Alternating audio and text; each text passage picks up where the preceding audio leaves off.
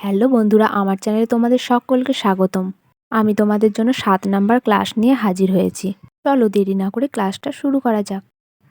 প্রথমেই আমি 4টে ক্রস এঁকে নেব। দেখো আমি কিভাবে করছি। আজকে তোমাদের ক্লাসে আমি ময়ূর অঙ্কন করা শেখাবো। এরপর আমি একটি বক্ররেখা টেনে নিলাম। এরপর ক্রসগুলোকে জোড়া লাগিয়ে দিচ্ছি। নিচের দিকটা দেখো জোড়া লাগিয়ে দিলাম। এরপর আমি মাথার দিকটা অঙ্কন করে নেব। দেখো আমি কিভাবে অঙ্কন করছি। এরপর আমি চোখটা অঙ্কন করে নেব। এরপর আমি ঠোঁটটিকে অঙ্কন করে নিচ্ছি। প্রথমে ওপরের ঠোঁটটি, তারপরে নিচের ঠোঁটটি। তারপর আমি একটা লম্বা দাগ নিয়ে নিচ্ছি নিচের দিকে।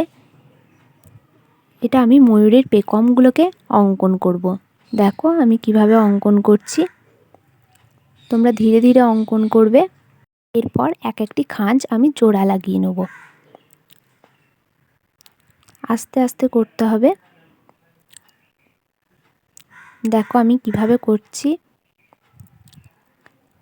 এরপর মাথার দিকটা মুছে ঝুঁটিটিকে অঙ্কন করে নেব। দেখো আমি কিভাবে করছি। এরপর ময়ূরের পেখমে যে চোখ অঙ্কন করা থাকে সেগুলো আমি একটা একটা করে পেখমের উপরে এঁকে নেব।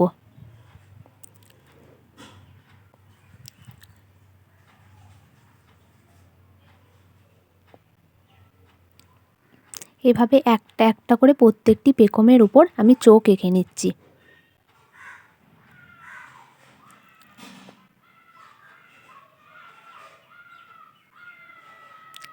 এরপর আমি তলায় এক একটা করে দাগ দিয়ে নিচ্ছি প্রত্যেকটি চোখের নিচে। এরপর আমি ময়ূরের পা অঙ্কন করছি।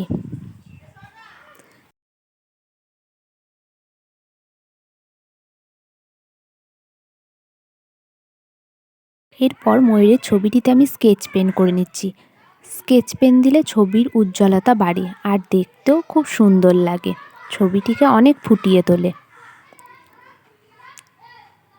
তো আমি আস্তে আস্তে পুরো ছবিটিকে স্কেচ পেন করে নিচ্ছি। এরপর আমি ময়ূরের ছবিটিকে রং করে নিচ্ছি। প্রথমেই দেখো আমি ময়ূরের শরীরটিকে আকাশি রং করে নিচ্ছি। তো খুব সাবধানে করতে হবে রংটি।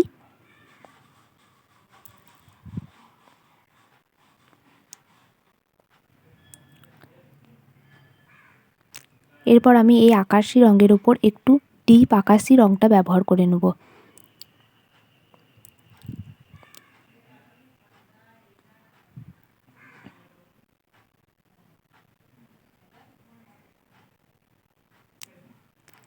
এরপর আমি ব্লু রংটি ব্যবহার করে নিচ্ছি, ডিপ ব্লু রংটি ব্যবহার করে নিচ্ছি।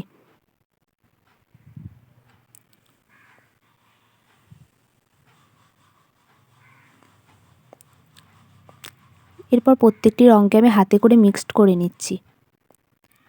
এরপর আমি কমলা রংটি ব্যবহার করছি। এর ওপর আমি এখানে হলুদ রংটি ব্যবহার করে নিচ্ছি। তো হলুদের সাথে কমলাটা যেন মিক্সড হয়ে যায়। এরপর আমি ময়ূরের পাটিকে অঙ্কন করে নিচ্ছি, কমলা রং করছি। ময়ূরের ঠোঁটটিকেও কমলা রং করে নিচ্ছি।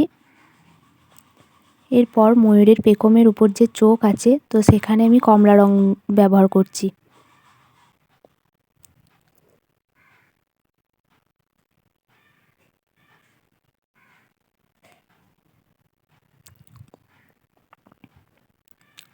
এরপর আমি হলুদ রংটি ব্যবহার করে নিচ্ছি ওই পেখমের চোখগুলিতে।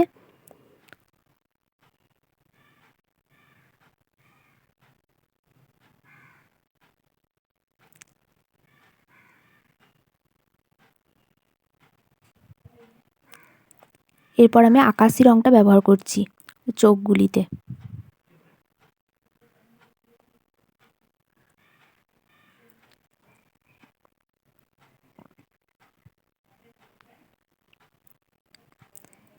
এরপর আমি পুরো পেখমটিতে সবুজ রং ব্যবহার করছি।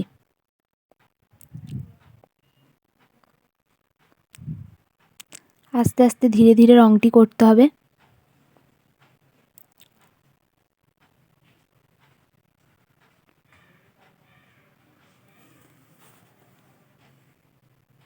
বন্ধুরা, আমাদের দেশের জাতীয় পাখির নাম কি তা তোমরা আমাকে কমেন্ট বক্সে কমেন্ট করে জানিও।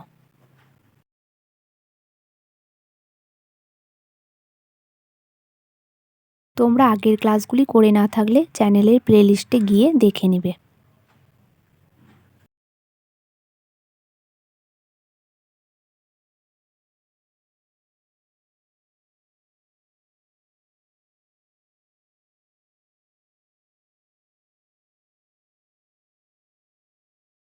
এরপর আমি পেকমের সবুজ রঙের ওপর আকাশি রঙটি দিয়ে দেবো। এর ফলে ময়ূরের পেকমের উজ্জ্বলতা বাড়বে।